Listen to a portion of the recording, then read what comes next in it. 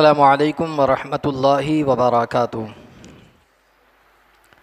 الحمد للہ رب العالمین والعاقبۃ للمتقین والصلاة والسلام علی سید الانبیاء والمرسلین وعلی آلہ واصحابہ الطیبین الطاہرین، اما بعد فاعوذ باللہ من الشیطان الرجیم، بسم اللہ الرحمن الرحیم۔ الحمد للہ رب العالمین الرحمن الرحیم مالک یوم الدین، ایاک نعبد و ایاک نستعین، اہدنا الصراط المستقیم صراط الذین انعمت علیہم غیر المغضوب علیہم ولا الضالین، آمین۔ صدق اللہ العظیم۔ پڑھیں الصلاۃ والسلام علیک یا رسول اللہ، الصلاۃ والسلام علیک یا حبیب اللہ، الصلاۃ والسلام علیک یا نبی اللہ، وعلی آلک واصحابک یا نور اللہ، صلی اللہ تعالی علیہ وسلم۔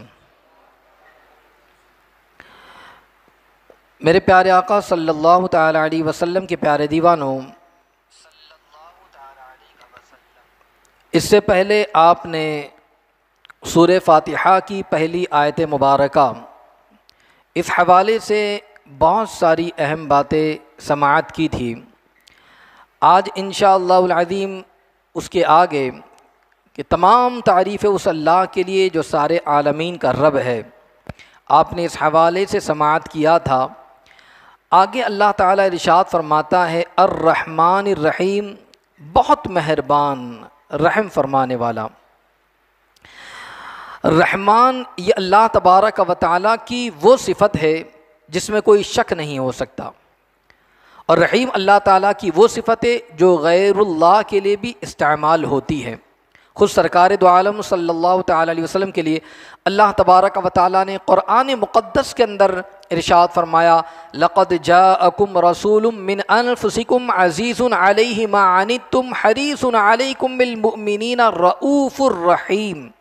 رحیم کی جو صفت ہے وہ غیر اللہ کے لیے بھی استعمال ہوتی ہے، مگر رحمان کی وہ صفت ہے وہ کسی غیر اللہ کے لیے استعمال نہیں ہوتی۔ اللہ نے جو فرمایا بے شک تمہارے پاس تشریف لائے تم میں سے وہ رسول جن پر تمہارا مشقت میں پڑنا گرا ہیں، تمہاری بھلائی کے نہایت چاہنے والے، مسلمانوں پر کمال مہربان۔ اس لیے رحمان یہ اس کی ایسی صفت ہے جس کو پہلے بیان کیا گیا، جس میں اللہ کے علاوہ کوئی شریک نہیں۔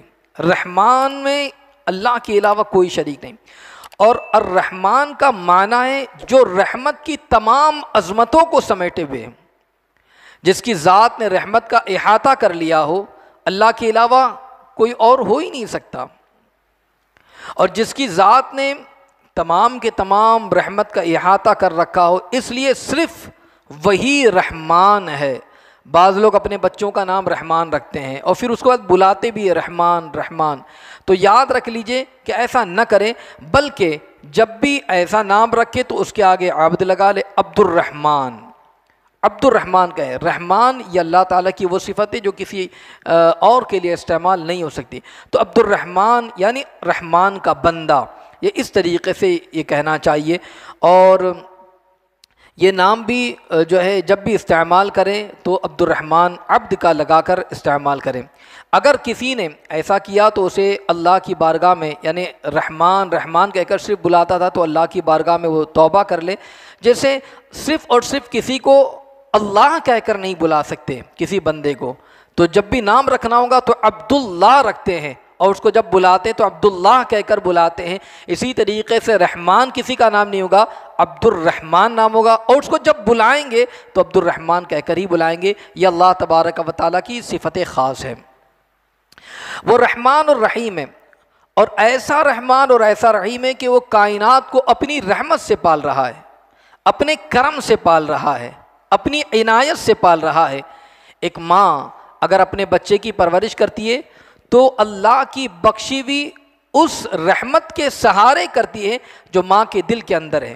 ابھی آپ دیکھیں کہ ایک چڑیا اگر اپنے بچوں کے منہ میں دانہ ڈالتی ہے تو بھی اس لیے کہ اس ننھے سے دل کے اندر اللہ تبارک و تعالیٰ نے رحمت کا جذبہ ڈال رکھا ہے۔ انسان کی بات نہیں، چڑیا ہے تو وہ بھی دور اڑتی ہے اور وہاں سے دانہ اپنے چونچ میں لاتی ہے اور اپنے بچے کے منہ میں ڈالتی ہے، پھر اڑ کر جاتی ہے اور آ کر اپنے بچے کے منہ میں وہ دانہ ڈالتی ہے۔ جو یہ اس طریقے سے جو کام کر رہی ہے، یہ ماں کے دل کے اندر وہ ممتا کی محبت کس نے رکھی؟ تو وہی رحمان ہے، اسی نے محبت رکھی ہے۔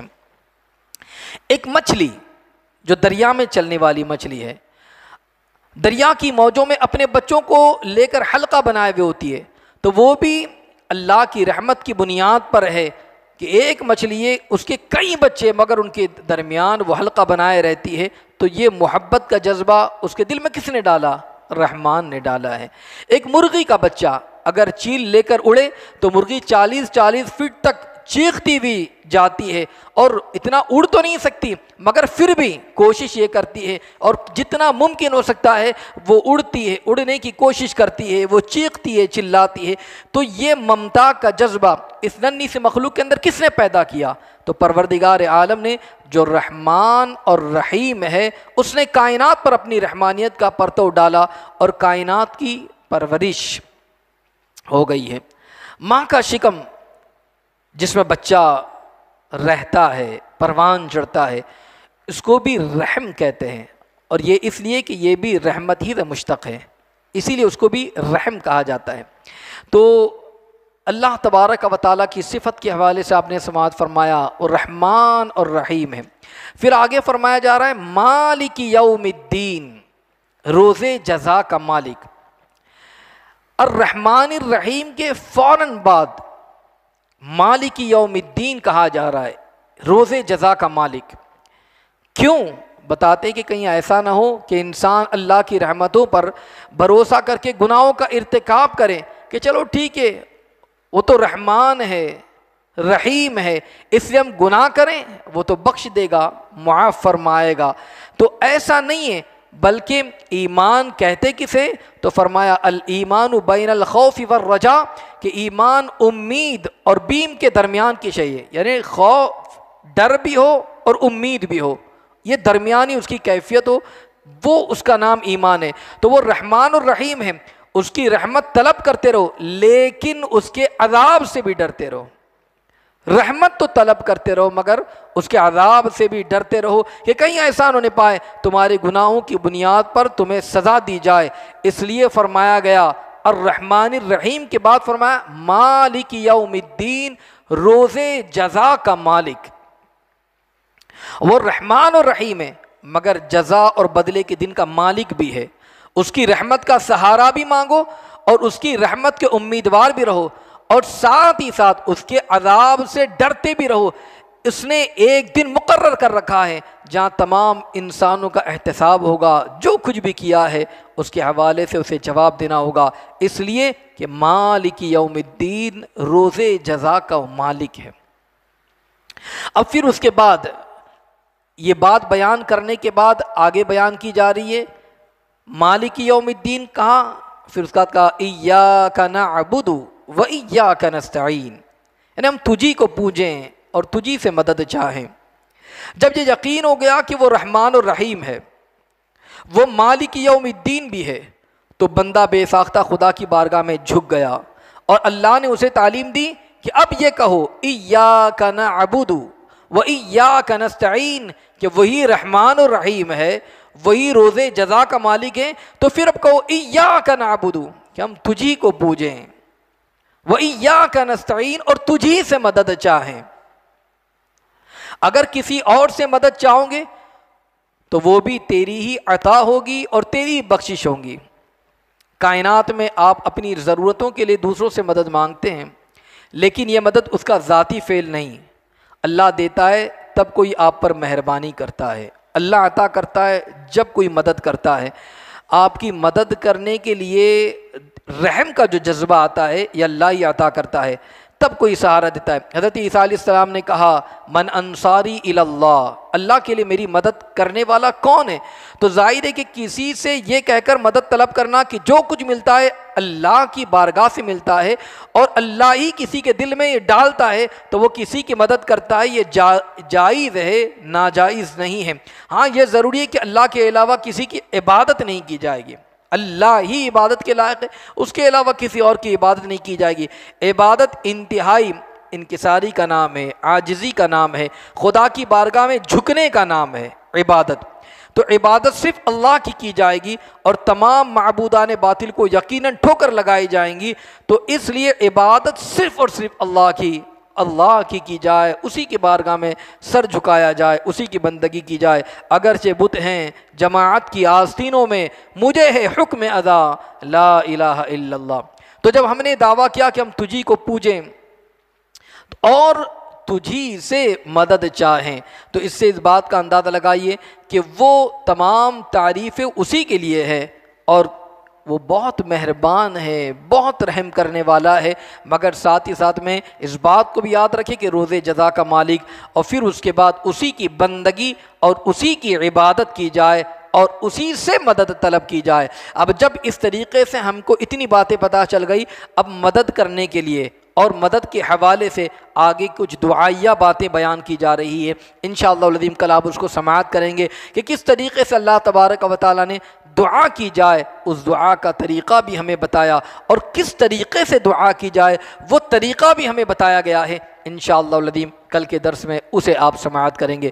اللہ رب العزت کی بارگاہ میں دعا ہے کہ مولا تبارک و تعالی ہم تمام کو سورہ فاتحہ کی برکتوں سے مالا مال فرمائے۔